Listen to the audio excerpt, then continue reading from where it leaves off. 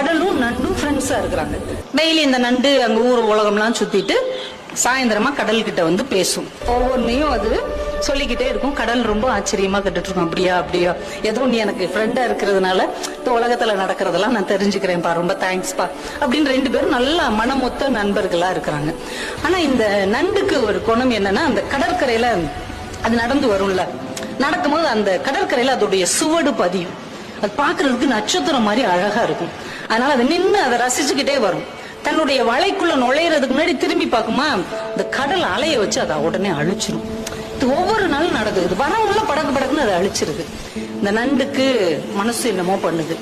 நம்ம நண்பனுக்கு நம்ம மேல ஏதோ பொறாமை இருக்குதோ, அதால நடக்க முடியாது, நம்மளால நடக்க முடியுது. அந்த பொறாமையில இவன் நம்ம சூடு அழிச்சு விடுறானோ, இவன் இவங்க கூட ஃப்ரெண்ட்ஷிப் வச்சுக்கலாமா வேணாமா, ஒரு பொறாமப்படுறவன் எல்லாம் ஒரு நண்பனான்னு மனசுக்குள்ள நினைச்சுக்கிட்டே இருக்குது. இன்னொரு நாளைக்கு இதே மாதிரி பேசிட்டு வருது, வேகமா அதை அழிச்சிருச்சு. இது வலையில நின்று முறைச்சு பார்த்துக்கிட்டே இருக்குது. இன்னொரு நண்டு அந்த வழியாவே போகுது. சரி, நம்ம சூடத்தான் இவன் அழிக்கிறான், அந்த எதிரியோட இன்னொரு நண்டோடைய சுவடை அழிக்கிறானான்னு பார்ப்போம். பார்த்துக்கிட்டே இருக்குது. அந்த நண்டுடைய சுவடை இது அழிக்கவே இல்லை. அந்த நண்டு ஹாயா நடந்து அந்த பக்கம் இருக்கிற ஒரு வலைக்குள்ள போகுது. இதுக்கு செம்ம காண்டாயிருச்சு. உண்மையிலேயே இவன் நம்ம மேல மட்டும்தான் பொறாமப்படுறான் அப்படி நினைச்சுக்கிட்டு இருக்கும் போதே அந்த வழியா ஒரு நரி வருது. இந்த நண்டு நடந்து போன அந்த சுவடு இருக்கு இல்லையா, அதை அப்படியே ஃபாலோ பண்ணிக்கிட்டு போய் வலையில இருக்கிற நண்டை கவக்குன்னு பிடிச்சி தின்றுச்சு. இப்பதான் இந்த நண்டுக்கு ஒரு விஷயம் புரிஞ்சது. தன்னுடைய நண்பன் தன் சுவடுகளை அழிக்கவில்லை, தன்னுடைய வாழ்க்கையை காப்பாற்றி இருக்கிறான் என்ற உண்மை புரிந்தது.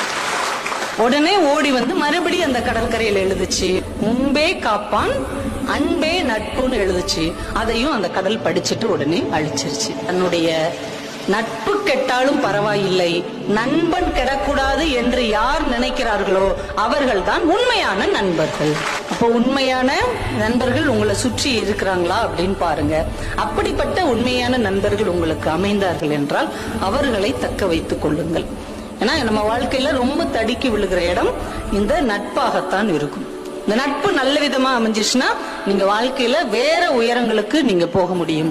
அதே நட்பு கொஞ்சம் ஏறுக்கு மாறாக அமைந்து விட்டால் நம்ம எங்க போய் நிற்போம் அப்படிங்கறதே நமக்கு தெரியாது.